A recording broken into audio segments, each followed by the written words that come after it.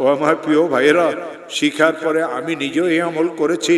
এই কোরআনে করিমকে মাথায় নিয়ে বলি, এই কোরআনে করিমকে মাথায় নিয়ে বলি, এই কোরআনে করিমকে মাথায় নিয়ে বলি, এই কোরআনে করিমকে খুলিয়ে কলিজার সাথে মিলেই বলি, আমার মাওলার নামে কসম করিয়ে বলি, যতবার আমি এই আমল করেছি নিজের জন্য, বিপদগ্রস্ত আত্মীয় স্বজনের জন্য, খোদার কসম প্রত্যেকবার আল্লাহ আমাকে এর ফলাফল হাতে হাতে দিয়েছে। ومن يتق الله يجعل له مخرجا ويرزقه من حيث لا يحتسب। এই আয়াত সম্পর্কে রাসূল এই জন্য বলেছেন, ইন্নী লাআলামু আয়াতান লাও আখাযান নাসু বিহা লাকাফাতহুম। আমি এমন একটা আয়াত জানি, মানুষেরা যদি আয়াতকে শক্ত করিয়ে ধরে দুনিয়া এবং আখিরাতের পেরেশানি তাদের দূর হয়ে যাবে। পাক ভারত উপমহাদেশে একজন বহুত বড় আলিম আসছিলেন, হযরত মুজাদ্দিদ আলফে সানি শেখ আহমদ সরহন্দি তার নাম ছিল।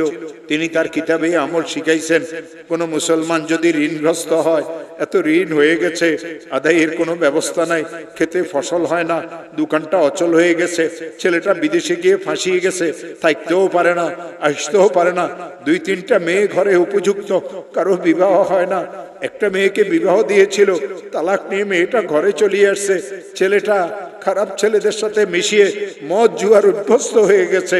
এই লোকটার পেরেশানির কোনো শেষ নাই, অনেক মামলা মোকদ্দমা তো সে ফাঁসিয়ে গেছে।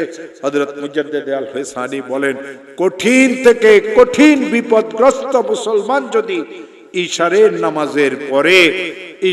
নামাজের পরে তাসবিহ হাতে নিয়ে যেই দরুদ শরীফ পড়তে জানে 100 বার দরুদ শরীফ পড়বে।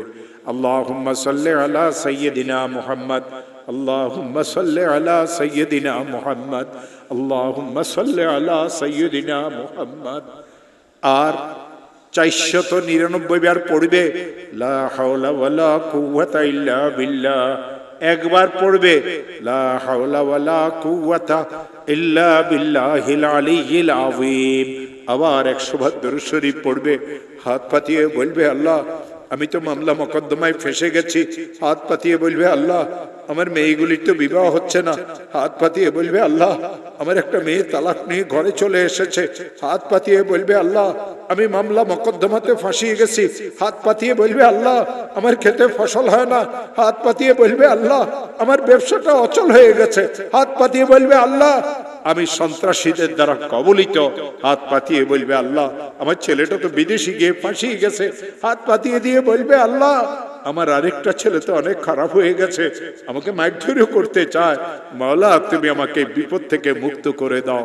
আমার হাতে কোরআন আছে।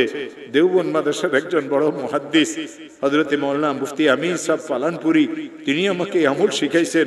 তিনি আমাকে এই কথা বলেছিলেন, মাওলানা যখন এই আমল শিখেছি নিজের জন্য, বিপদগ্রস্ত আত্মীয় স্বজনের জন্য, যখন এই আমল আমি করেছি, আল্লাহর কসম এর ফলাফল আল্লাহ আমাকে হাতে হাতে দিয়েছে। ও আমার প্রিয় ভাইয়েরা, শিখার পরে আমি নিজেও এই আমল করেছি।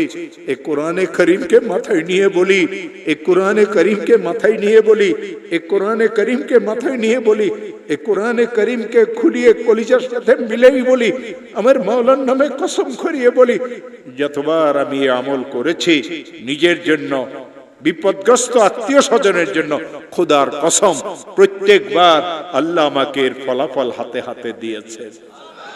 এই জন্য আমি বিপদগ্রস্ত মুসলমানদেরকে এই আমল শিখাই দেই।